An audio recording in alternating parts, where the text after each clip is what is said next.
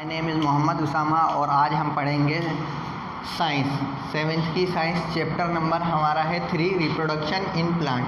अब रिप्रोडक्शन का क्या मतलब है? रिप्रोडक्शन का मतलब ये होता है बायोलॉजिकल वे में कि हम अपने जैसे क्या है ऑफ स्प्रिंग पैदा करते हैं। ऑफ स्प्रिंग का मतलब क्या होगा? हम जैसे अपने चिल्ड्रंस या चाइल्ड बच्चे वगैरह पैदा करते हैं। तो अब दूसरी बात ये आ जाती है कि हम जो पढ़ रहे हैं वो पढ़ रहे हैं हम प्लांट्स में, तो फिर उसका एक अलग वे आएगा, उसका एक अलग तरीका है। वो कौन सा है? वो है पॉलिनेशन।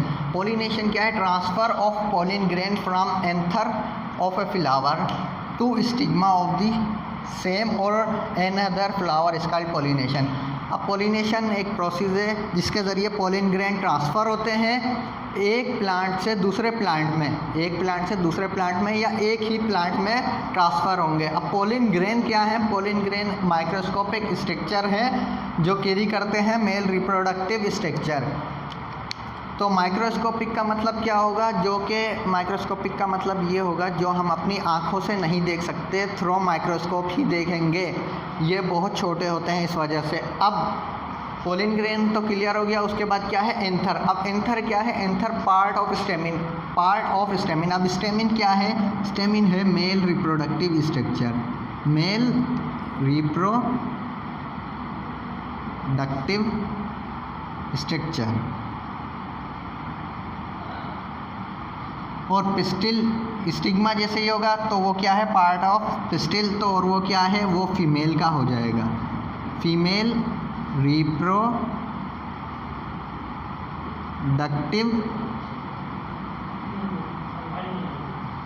Reproductive structure. तो हमने 3 टर्म हमारे क्लियर हो गए। पॉलिन ग्रेन क्या है? पॉलिन ग्रेन माइक्रोस्कोपिक स्ट्रक्चर है, male reproductive structure.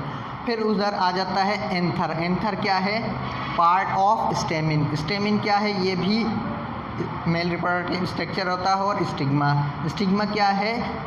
Part of pistil. और पिस्टिल किसका हिस्सा पार्ट होता है? वो फीमेल रिप्रोडक्टिव स्ट्रक्चर का पार्ट होता है। तो हमने क्या पढ़ा? पॉलिन ग्रेन ट्रांसफ़र होता है one plant to another plant और सेम में भी होता है। वो कैसे होगा? जैसे ये मैंने डायग्राम बनाई दी है, ये देखें, आप देखेंगे ये है एंथर। एंथर है, ये क्या है? Male reproductive structure. और ये है स्टिग्मा, मेल रिप्रोडक्टिव स्ट्रक्चर। अब यहाँ 2 टर्म यूज़ हुई है। कौन सी टर्म यूज़ हुई है? Of a flower of same और एनदर। सेम में क्या होगा? ये स्टिग्मा, ये एंथर स्टिग्मा की तरफ जाएगा, किसमें? सेम फ्लावर में। ये सेम फ्लावर में जाएगा।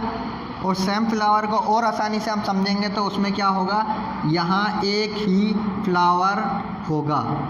यहाँ जो यूज़ हो रहा है एक ही फ्लावर यूज़ हो रहा है। और एन अदर का मतलब क्या होगा? एक एंथर दूसरे प्लांट्स में जाएगा। किस में जाएगा? दूसरे प्लांट में जाएगा। तो उसे कह रहा है एन अदर।